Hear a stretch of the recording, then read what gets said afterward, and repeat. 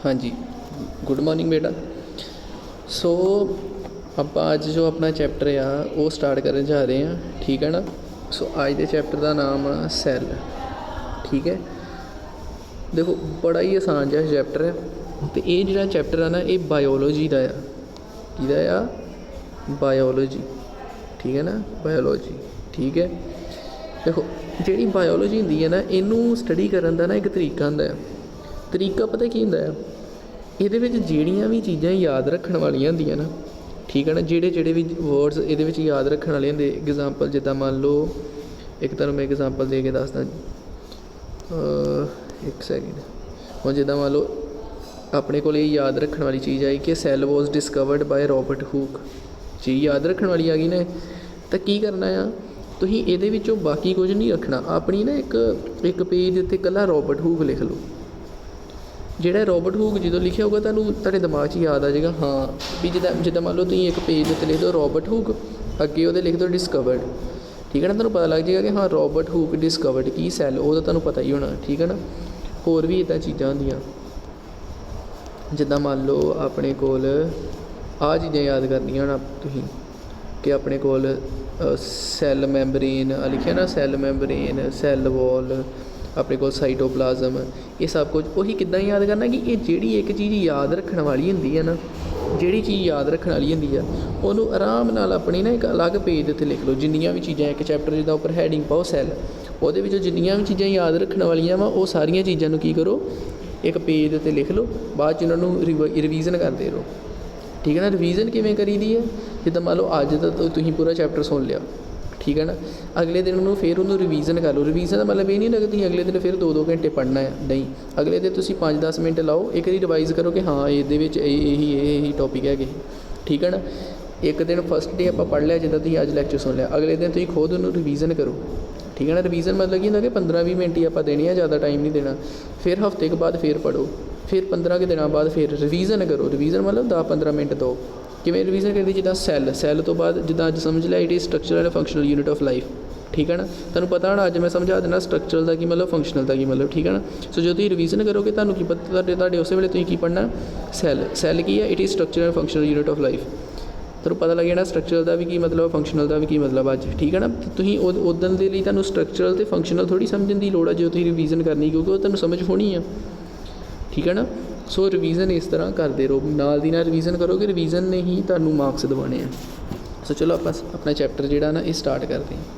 Revision ਕਿਵੇਂ ਕਰਨੀ, ਜੋ ਅੱਜ ਪੜ੍ਹਿਆ ਕੱਲ੍ਹ ਨੂੰ ਉਹਨੂੰ ਤੁਸੀਂ ਰਿਵਾਈਜ਼ ਕਰਨਾ ਖੁਦ, ਫਿਰ ਹਫ਼ਤੇ ਬਾਅਦ ਕਰਨਾ, ਠੀਕ ਆ, ਫਿਰ 15 ਦਿਨਾਂ ਬਾਅਦ, ਫਿਰ ਮਹੀਨੇ ਬਾਅਦ, ਠੀਕ ਹੈ ਨਾ। ਇੱਦਾਂ ਕਰੀ ਜਾਓ, ਤੁਹਾਡੇ ਪੱਕਾ ਦਿਮਾਗ ਦੇ ਵਿੱਚ ਛਪ ਜਾਣੀਆਂ ਚੀਜ਼ਾਂ, ਠੀਕ ਹੈ। ਚਲੋ ਸਟਾਰਟ ਕਰਦੇ ਹਾਂ। ਸੈੱਲ ਕੀ ਆ, ਦੀ ਫੰਡਾਮੈਂਟਲ ਯੂਨਿਟ ਆਫ ਲਾਈਫ। ਤੁਹਾਨੂੰ ਹੁਣੇ ਚੀਜ਼ ਸਮਝਾ ਦਿੰਦੇ। ਦੇਖੋ ਸੈੱਲ ਕੀ ਹੁੰਦਾ ਆ, ਸੈੱਲ ਕੀ ਹੈ, it is structural and functional unit of life. It is structural and functional unit of life. ਇੱਕ ਸੈਕਿੰਡ, ਇਹਦਾ ਕੀ ਮਤਲਬ ਹੈ, ਇਹਦਾ ਕੀ ਮਤਲਬ ਹੈ, ਦੇਖੋ ਆਪਾਂ ਕੈਮਿਸਟਰੀ ਦੇ ਵਿੱਚ ਪੜ੍ਹਿਆ ਕਿ ਜਿਹੜਾ ਮੈਟਰ ਆ, ਮੈਟਰ ਕੀ ਆ, ਜੋ ਵੀ ਸਾਡੇ ਆਲੇ ਦੁਆਲੇ ਚੀਜ਼ਾਂ ਪ੍ਰੈਜੈਂਟ ਹੈ। ਜਿਵੇਂ ਕਿ ਚਲੋ ਮੈਟਰ ਦੇ ਵਿੱਚ ਆਪਾਂ ਪੈਨ ਦੀ ਐਗਜ਼ਾਮਪਲ ਲੈ ਲੈਂਦੇ, ਇਹ ਕੀ ਆ, ਪੈਨ, ਇਹ ਕੀ ਆ, ਪੈਨ।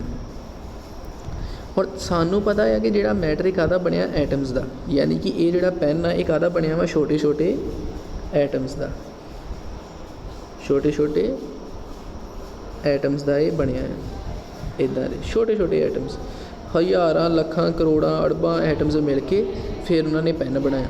ਜਿਵੇਂ ਮੰਨ ਲਓ ਆਪਾਂ ਇੱਕ ਬਿਲਡਿੰਗ ਬਣਾਉਂਦੇ ਹਾਂ, ਮੰਨ ਲਓ ਤੁਸੀਂ ਘਰ ਬਣਾਉਣ ਲੱਗੇ, ਆਹ ਤੁਹਾਡੀ ਇੱਕ ਕੰਧ ਕਿਵੇਂ ਬਣਦੀ ਹੈ, ਇੱਟਾਂ ਤੋਂ, ਠੀਕ ਹੈ ਨਾ। ਇੱਟਾਂ ਤੋਂ ਹੀ ਕੰਧ ਬਣਦੀ ਹੈ, ਠੀਕ ਹੈ ਨਾ। ਸੋ ਕੰਧ ਦਾ ਜਿਹੜਾ ਸਭ ਤੋਂ ਬੇਸਿਕ ਯੂਨਿਟ ਆ, ਜਿਹੜਾ ਫੰਡਾਮੈਂਟਲ ਮਤਲਬ ਹੁੰਦਾ ਬੇਸਿਕ, ਠੀਕ ਹੈ ਨਾ। ਇਹ ਜਿਹੜਾ ਸਭ ਤੋਂ ਛੋਟਾ ਯੂਨਿਟ ਆ, ਕੰਧ ਦਾ ਸਭ ਤੋਂ ਛੋਟਾ ਹਿੱਸਾ ਕਿਹੜਾ, ਇੱਕ ਯੂਨਿਟ ਕਿਹੜਾ ਹੈ ਸਭ ਤੋਂ ਛੋਟਾ, ਆਹ ਵਾਲਾ, ਇਹ ਵਾਲਾ, ਯਾਨੀ ਕਿ ਇੱਕ ਇੱਟ ਦੇ ਉੱਤੇ ਦੂਜੀ ਇੱਟ, ਤੀਜੀ ਇੱਟ, ਫਿਰ ਹੀ ਪੂਰੀ ਕੰਧ ਬਣੀ, ਠੀਕ ਹੈ ਨਾ। ਪਰ ਜਿਹੜਾ ਸਭ ਤੋਂ ਬੇਸਿਕ ਯੂਨਿਟ ਸੀ, ਜਿਹੜਾ ਸਭ ਤੋਂ ਬੇਸਿਕ ਹਿੱਸਾ ਸੀ ਉਹਦਾ, ਉਹ ਕਿਹੜਾ ਸੀ, ਜਾਂ ਸਭ ਤੋਂ ਜਿਹੜਾ ਛੋਟਾ ਹਿੱਸਾ ਸੀ ਉਹ ਕਿਹੜਾ ਸੀ ਆਪਣੇ ਕੋਲ, ਇੱਟ, ਉੱਦਾਂ ਹੀ ਜਿਵੇਂ ਆਪਣੇ ਕੋਲ ਮੈਟਰ ਦੇ ਕੇਸ ਦੇ ਵਿੱਚ ਲੈ ਲਓ, ਮੈਟਰ ਦੇ ਕੇਸ ਦੇ ਵਿੱਚ ਜਿਹੜਾ ਪੈਨ ਸੀ, ਪੈਨ ਬਣਿਆ ਕਾਹਤੋਂ? ਐਟਮਸ ਤੋਂ, ਠੀਕ ਹੈ ਨਾ।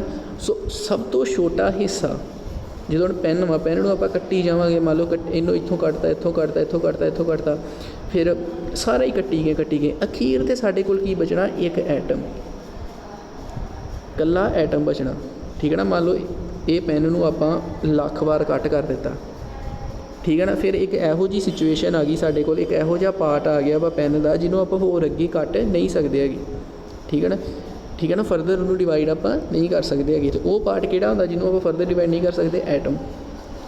ਸੋ ਮੈਟਰ ਦਾ ਸਭ ਤੋਂ ਫੰਡਾਮੈਂਟਲ ਯੂਨਿਟ ਕਿਹੜਾ ਵਾ? ਸਭ ਤੋਂ ਬੇਸਿਕ ਯੂਨਿਟ ਕਿਹੜਾ ਆ? ਐਟਮ। ਜਿਹੜੀ ਆਪਣੇ ਕੋਲ ਕੰਧ ਆ, ਜਿਹੜੀ ਆਪਣੇ ਕੋਲ ਵਾਲ ਹੁੰਦੀ ਆ ਘਰਾਂ ਦੇ ਵਿੱਚ, ਜਿਹੜੇ ਆਪਣਾ ਘਰ ਬਣਾਉਂਦੇ, ਇਹਦਾ ਸਭ ਤੋਂ ਬੇਸਿਕ ਯੂਨਿਟ ਕਿਹੜਾ ਆ? ਆਪਣੇ ਕੋਲ ਇੱਟ, ਯਾਨੀ ਕਿ ਬ੍ਰਿਕ। ਉਵੇਂ ਹੀ ਹਿਊਮਨ ਬੋਡੀ ਦੀ ਗੱਲ ਕਰ ਲਓ, ਜਿਹੜੀ ਤੁਹਾਡੀ ਬੋਡੀ ਹੈ, ਠੀਕ ਹੈ ਨਾ, ਤੁਹਾਡੀ ਬੋਡੀ ਦਾ ਸਭ ਤੋਂ ਬੇਸਿਕ ਯੂਨਿਟ ਕਿਹੜਾ ਆ? ਸੈੱਲ। ਕਹਿਣ ਦਾ ਮਤਲਬ ਕਿ ਤੁਹਾਡੀ ਬੋਡੀ ਕਾਹਤੋਂ ਬਣੀ ਆ? ਸੈੱਲਸ ਤੋਂ। ਮੰਨ ਲਓ ਇਹ ਇੱਕ ਬੰਦਾ ਆ, ਠੀਕ ਆ ਨਾ, ਇਹ ਇੱਕ ਬੰਦਾ ਆ, ਇਹ ਬੰਦਾ ਜਿਹੜਾ ਨਾ, ਇਹ ਪੈਰਾਂ ਤੋਂ ਲੈ ਕੇ ਸਿਰ ਤੱਕ ਇਹ ਕਾਹਦਾ ਬਣਿਆ ਵਾ? ਸੈੱਲਸ ਦਾ। ਕੋਈ ਗਿਣ ਹੀ ਨਹੀਂ ਸਕਦਾ ਕਿ ਕਿੰਨੇ ਕੁ ਸੈੱਲ ਆ, ਅੜਬਾਂ ਖੜਬਾਂ ਸੈੱਲ ਆ ਸਾਡੇ ਬੋਡੀ ਦੇ ਵਿੱਚ, ਠੀਕ ਹੈ ਨਾ, ਅੜਬਾਂ ਖੜਬਾਂ ਸੈੱਲ, ਪਰ ਠੀਕ ਹੈ ਨਾ। ਸੋ ਅਸੀਂ ਕਾਹਤੋਂ ਬਣੇ ਆ? ਸੈੱਲਸ ਤੋਂ। ਸਾਡਾ ਫੰਡਾਮੈਂਟਲ ਯੂਨਿਟ ਕਿਹੜਾ ਆ? ਸਭ ਤੋਂ ਬੇਸਿਕ ਯੂਨਿਟ ਕਿਹੜਾ ਆ? ਸੈੱਲ, ਹਿਊਮਨ ਬੋਡੀ ਦਾ। ਉਸੇ ਤਰ੍ਹਾਂ ਮੰਨ ਲਓ ਤੁਸੀਂ ਕੋਈ ਪਲਾਂਟ ਲੈ ਲਓ, ਚਲੋ ਆ ਕੋਈ ਟਰੀ ਲੈ ਲਓ, ਕੋਈ ਪਲਾਂਟ ਲੈ ਲਓ, ਪਲਾਂਟ ਦੁਬਾਰਾ ਬਣਾ ਲੈਂਦੇ, ਕੋਈ ਪਲਾਂਟ ਲੈ ਲਓ, ਆ ਕੀ ਲੈ ਲਿਆ? ਪਲਾਂਟ। ਹੁਣ ਟਰੀ ਦਾ ਸਭ ਤੋਂ ਫੰਡਾਮੈਂਟਲ ਯੂਨਿਟ ਕਿਹੜਾ ਵਾ? ਸੈੱਲ। ਪਲਾਂਟ ਦਾ ਸਭ ਤੋਂ ਫੰਡਾਮੈਂਟਲ ਯੂਨਿਟ ਕਿਹੜਾ ਵਾ? ਸੈੱਲ। ਅਸੀਂ ਹਿਊਮਨ ਬੀਇੰਗਸ, ਅਸੀਂ ਕਾ ਚਾਹੁੰਦੇ ਆ? ਐਨੀਮਲਸ ਦੇ ਵਿੱਚ, ਠੀਕ ਹੈ ਨਾ। ਸੋ ਸਾਡਾ ਸਭ ਤੋਂ ਛੋਟਾ ਯੂਨਿਟ ਕਿਹੜਾ ਆ? ਸੈੱਲ। ਅਸੀਂ ਵੀ ਸਾਰੇ ਕਾਹਤੋਂ ਬਣੇ ਆ? ਸੈੱਲਸ ਤੋਂ, ਠੀਕ ਹੈ ਨਾ।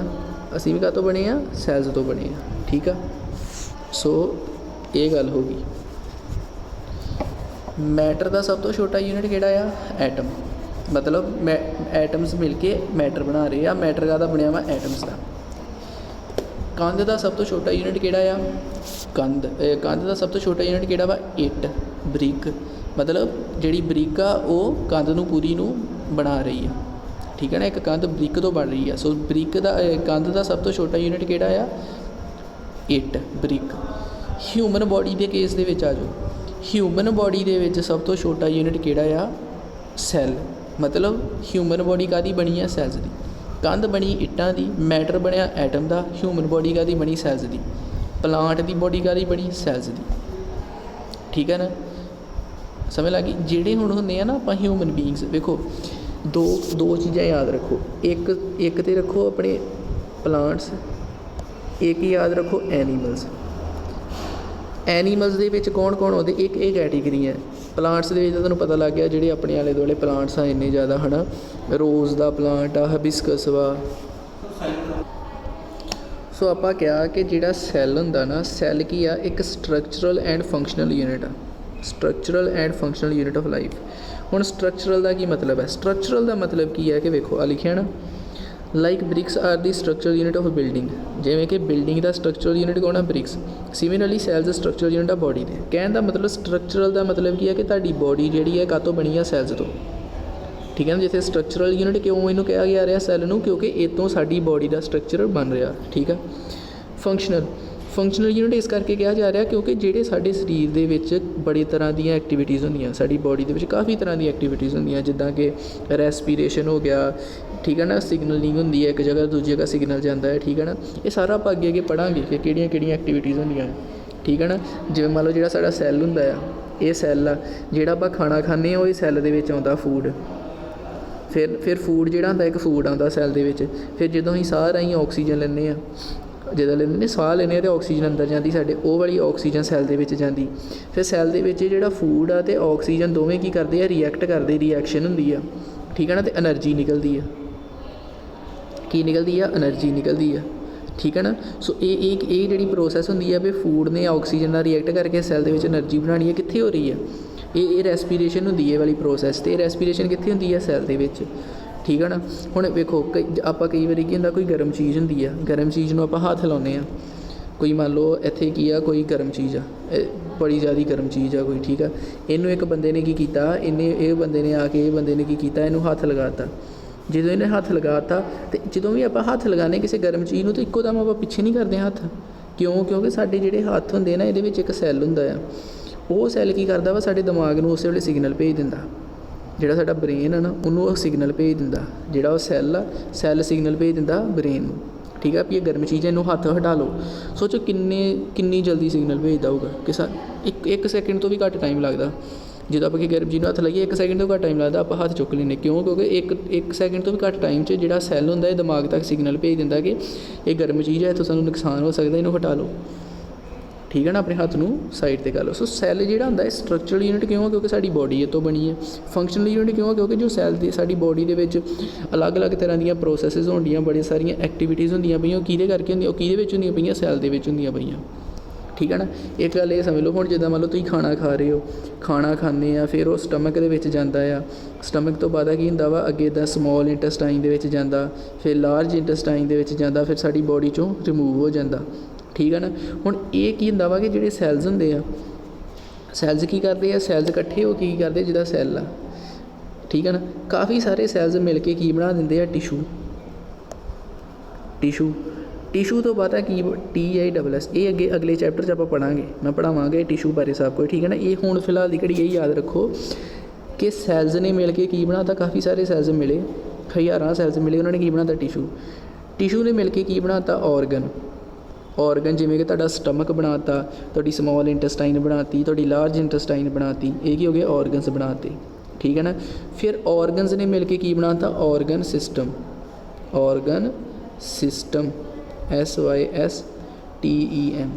ਠੀਕ ਹੈ ਨਾ। ਔਰਗਨ ਸਿਸਟਮ ਕੀ ਹੁੰਦਾ ਵਾ ਕਿ ਔਰਗਨਸ ਦਾ ਇੱਕ ਸਿਸਟਮ ਬਣ ਜਾਂਦਾ, ਔਰਗਨਸ ਇੱਕ ਸਿਸਟਮ ਦੇ ਵਿੱਚ ਲੱਗ ਜਾਂਦੇ, ਜਿੱਦਾਂ ਕਿ ਆਪਣਾ ਡਾਈਜੈਸਟਿਵ ਸਿਸਟਮ ਕੀ ਹੈ, ਇੱਕ ਔਰਗਨ ਸਿਸਟਮ। ਠੀਕ ਹੈ ਨਾ।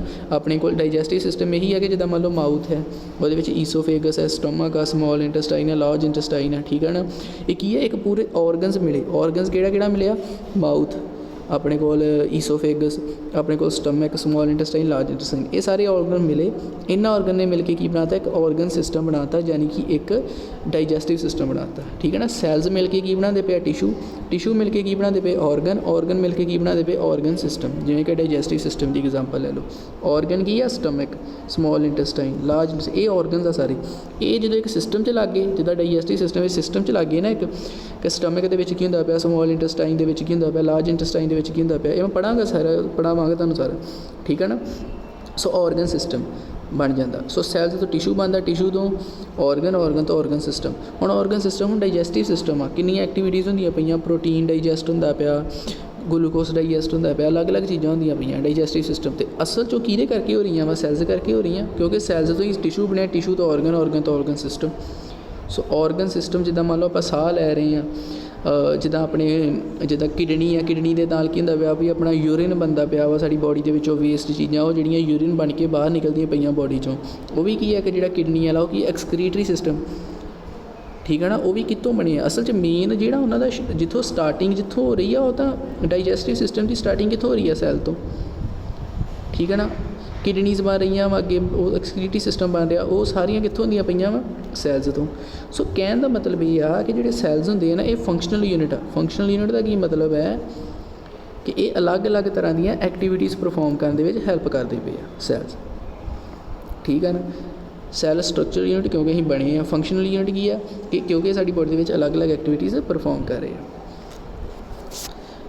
ਸੈੱਲ ਵਾਜ਼ ਫਸਟ ਡਿਸਕਵਰਡ ਬਾਈ, ਯਾਦ ਰੱਖਣਾ ਕਿ ਸੈੱਲ ਨੂੰ ਕਿਹਨੇ ਡਿਸਕਵਰ ਕੀਤਾ, ਰੋਬਰਟ ਹੂਕ ਨੇ 1965 ਦੇ ਵਿੱਚ ਕੀਤਾ ਸੀ। ਇਹ ਤੁਹਾਨੂੰ ਯਾਦ ਰੱਖਣ ਦੀ ਲੋੜ ਨਹੀਂ ਹੈਗੀ ਕਿ 1665 ਦੇ ਵਿੱਚ ਕੀਤਾ ਸੀ, ਇਹ ਤੁਹਾਨੂੰ ਯਾਦ ਰੱਖਣ ਦੀ ਜ਼ਰੂਰਤ ਨਹੀਂ ਹੈਗੀ।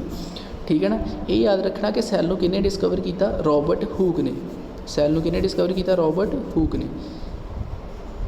ਕਿਤੋਂ ਸੈੱਲ ਨੂੰ ਡਿਸਕਵਰ ਕੀਤਾ, from cork cell. Cork cell ਕੀ ਹੁੰਦੇ ਆ ਕਿ ਜਿਹੜਾ ਜਿੱਦਾਂ ਆਪਣੀ ਹੁੰਦੀ ਨਹੀਂ ਆ, ਆਪਣਾ ਰੁੱਖ ਹੁੰਦਾ, ਟਰੀ ਹੁੰਦਾ, ਟਰੀ ਦੇ ਬਾਹਰ ਬਾਰਕ ਨਹੀਂ ਹੁੰਦੀ, ਉਹਦੀ ਜਿਹੜੀ ਲੱਕੜ ਜਿਹੀ ਹੁੰਦੀ ਬਾਹਰ। ਠੀਕ ਹੈ ਨਾ। ਉਹ ਕੋਰਕ ਜਿਹੜੀ ਹੁੰਦੀ ਹੈ ਨਾ, ਉਹ ਬਾਰਕ ਹੁੰਦੀ ਜਿਹੜੀ, ਉਹ ਬਾਰਕ ਤੋਂ ਉਹਨੇ ਕੀਤਾ ਸੀ ਇਹ ਆਪਣਾ ਸੈੱਲ ਡਿਸਕਵਰ। ਅੱਗੇ ਕੀ ਆ ਗਈ ਸੈੱਲ ਥਿਊਰੀ। ਸੈੱਲ ਥਿਊਰੀ ਦੇ ਵਿੱਚ ਕੀ ਹੈ, ਟੌਪਿਕ ਆ ਗਿਆ ਸੈੱਲ ਥਿਊਰੀ, ਠੀਕ ਹੈ ਨਾ।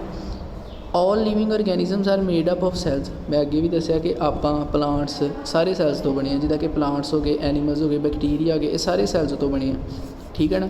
ਬੈਕਟੀਰੀਆ ਬਾਰੇ ਤੁਹਾਨੂੰ ਹੌਲੀ ਹੌਲੀ ਸਾਰਾ ਸਮਝ ਲੱਗ ਜਾਣਾ। ਫਿਲਹਾਲ ਦੀ ਘੜੀ ਇਹਨੂੰ ਆਪਣੇ ਦਿਮਾਗ 'ਚ ਰੱਖੋ ਕਿ ਹਾਂ ਬੈਕਟੀਰੀਆ ਵੀ ਕੋਈ ਔਰਗੈਨਿਜ਼ਮ, ਜਿੱਦਾਂ ਆਪਾਂ ਐਨੀਮਲਸ ਦੀ ਕੈਟੇਗਰੀ 'ਚ ਆਉਂਦੇ ਹਾਂ, ਠੀਕ ਹੈ ਨਾ। ਜਿਹੜੇ ਆਪਾਂ ਹੈ ਨਾ ਹਿਊਮਨ ਬੀਇੰਗਸ, ਆਪਾਂ ਐਨੀਮਲਸ ਦੀ ਕੈਟੇਗਰੀ 'ਚ ਆਉਂਦੇ ਹਾਂ ਆਪਾਂ, ਠੀਕ ਆ। ਸੋ ਜਿਹੜੇ ਆਪਣੇ ਹੁੰਦੇ ਆ, ਆਪਾਂ ਕਾਹਦੇ ਬਣੇ ਆ, ਸੈਲਸ ਦੇ ਬਣੇ ਆ। ਪਲਾਂਟਸ ਕਾਹਦੇ ਬਣੇ ਆ, ਸੈਲਸ ਦੇ ਬਣੇ ਆ। ਆਪਣੇ ਕੋਲ ਬੈਕਟੀਰੀਆ, ਹਰ ਚੀਜ਼ ਜਿਹੜੀ ਹੈ ਨਾ, ਜਿਹੜੀ ਕੋਈ ਮਤਲਬ ਕੋਈ ਕਿਰਿਆ ਕਰਦੀ ਪਈ ਆ, ਜਿੱਦਾਂ ਰੈਸਪੀਰੇਸ਼ਨ ਕਰਦੀ ਪਈ ਆ, ਜਾਂ ਮਤਲਬ ਖਾਣਾ ਖਾਂਦੀ ਪਈ ਆ, ਜਾਂ ਉਹਦੇ ਵਿੱਚੋਂ ਵੇਸਟ ਚੀਜ਼ਾਂ ਬਾਹਰ ਨਿਕਲ ਰਹੀਆਂ, ਇਹ ਸਾਰੀਆਂ ਚੀਜ਼ਾਂ ਜਿਹੜੀਆਂ ਹੁੰਦੀਆਂ ਨਾ, ਇਹ ਕਿਹੜੀਆਂ ਹੁੰਦੀਆਂ ਵਾ, ਲਿਵਿੰਗ ਹੁੰਦੀਆਂ, ਲਿਵਿੰਗ ਚੀਜ਼ਾਂ, ਠੀਕ ਹੈ ਨਾ। ਲਿਵਿੰਗ ਦੀ ਇੱਕ ਡੈਫੀਨੇਸ਼ਨ ਹੁੰਦੀ, ਪਰ ਤੁਹਾਡੇ ਚਲੋ ਹੈ ਨਹੀਂ। ਤੁਸੀਂ ਫਿਲਹਾਲ ਦੀ ਘੜੀ ਇਹ ਰੱਖੋ ਕਿ ਜਿਹੜੀ ਸਾਰੇ ਲਿਵਿੰਗ ਔਰਗੈਨਿਜ਼ਮਸ ਆ ਨਾ, ਜਿਹੜੇ ਮਤਲਬ ਜਿਹੜੇ ਜੀਂਦਾ ਪ੍ਰਾਣੀ ਆ, ਜਿਹੜੇ ਜੀਂਦਾ ਆ, ਠੀਕ ਹੈ ਨਾ, ਉਹ ਜਿਹੜੇ ਪ੍ਰਾਣੀ ਹੁੰਦੇ ਆ ਨਾ, ਜੀਂਦਾ ਦਾ ਮਤਲਬ ਪਤਾ ਕੀ ਹੁੰਦਾ, ਲਿਵਿੰਗ ਔਰਗੈਨਿਜ਼ਮ। ਲਿਵਿੰਗ ਔਰਗੈਨਿਜ਼ਮ ਆਪਾਂ ਉਹਨੂੰ ਕਹਿੰਦੇ ਆ ਜਿਹੜਾ ਆਪਣੇ ਰੂਪ ਬਣਾ ਰਿਹਾ ਹੋਰ।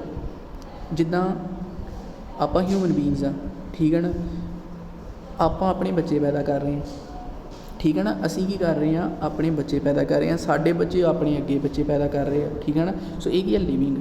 ਹੁਣ ਪਲਾਂਟਸ ਹੁੰਦੇ ਆ, ਪਲਾਂਟਸ ਦੇ ਵਿੱਚ ਵੀ ਇੱਦਾਂ ਹੀ ਹੁੰਦਾ ਹੈ। ਇੱਕ ਪਲਾਂਟ ਦਾ ਤੁਹਾਨੂੰ ਪਤਾ ਨਾ, ਇਹ ਪਲਾਂਟ ਦੇ ਕਿੱਦਾਂ ਆਪਣੇ ਰੀਪਰੋਡਿਊਸ ਕਰਦੇ ਆ, ਕਿ ਜਿੱਦਾਂ ਹੁਣ ਮੰਨ ਲਓ ਹਿਊਮਨ ਬੀਇੰਗਸ ਆਪਾਂ ਕਿਵੇਂ ਰੀਪਰੋਡਿਊਸ ਕਰਦੇ ਪਏ ਹਾਂ, ਮਤਲਬ ਰੀਪਰੋਡਿਊਸ ਦਾ ਮਤਲਬ ਕਿ ਅਸੀਂ ਆਪਣੇ ਬੱਚੇ ਕਿੱਦਾਂ ਬਣਾ ਰਹੇ ਹਾਂ। ਉਸੇ ਤਰ੍ਹਾਂ ਪਲਾਂਟਸ ਕਿਵੇਂ ਰੀਪਰੋਡਿਊਸ ਕਰ ਰਹੇ ਆ, ਮਤਲਬ ਉਹ ਆਪਣੇ ਬੱਚੇ ਕਿਵੇਂ ਬਣਾ ਰਹੇ ਆ, ਠੀਕ ਹੈ ਨਾ। ਇਹ ਸਾਰਾ ਤੁਹਾਨੂੰ ਮੈਂ ਆਉਣ ਵਾਲੇ ਟਾਈਮ 'ਚ ਪੜ੍ਹਾ ਦੇਣਾ ਆ ਸਾਰਾ, ਉਹ ਕੋਈ ਟੈਨਸ਼ਨ ਨਹੀਂ ਲੈਣੀ, ਠੀਕ ਹੈ ਨਾ। ਫਿਲਹਾਲ ਦੀ ਘੜੀ ਮੈਂ ਦੱਸਣਾ ਕਿ ਜਿਹੜੇ ਵੀ ਰੀਪਰੋਡਿਊਸ ਕਰ ਸਕਦੇ ਆ ਨਾ, ਜਿੱਦਾਂ ਪਲਾਂਟ ਰੀਪਰੋਡਿਊਸ ਕਰ ਸਕਦਾ, ਮਤਲਬ ਆਪਣੇ ਬੱਚੇ ਆ ਉਹ ਆਪ ਬਣਾ ਸਕਦਾ, ਅਸੀਂ ਹਿਊਮਨ ਬੀਇੰਗਸ ਅਸੀਂ ਰੀਪਰੋਡਿਊਸ ਕਰ ਸਕਦੇ। ਉੱਦਾਂ ਹੀ ਜਿਹੜਾ ਬੈਕਟੀਰੀਆ ਹੁੰਦਾ, ਇਹ ਵੀ ਰੀਪਰੋਡਿਊਸ ਕਰ ਸਕਦਾ ਹੈ, ਆਪਣੇ ਬੱਚੇ ਬਣਾ ਸਕਦਾ। ਜਿਹੜੀ ਵੀ ਕੋਈ ਵੀ ਇੱਦਾਂ ਦਾ ਪ੍ਰਾਣੀ ਜਿਹੜਾ ਆਪਣੇ ਬੱਚੇ ਪੈਦਾ ਕਰ ਸਕਦਾ ਨਾ, ਉਹਨੂੰ ਕੀ ਕਹਿੰਦਾ, ਲਿਵਿੰਗ ਔਰਗੈਨਿਜ਼ਮਸ।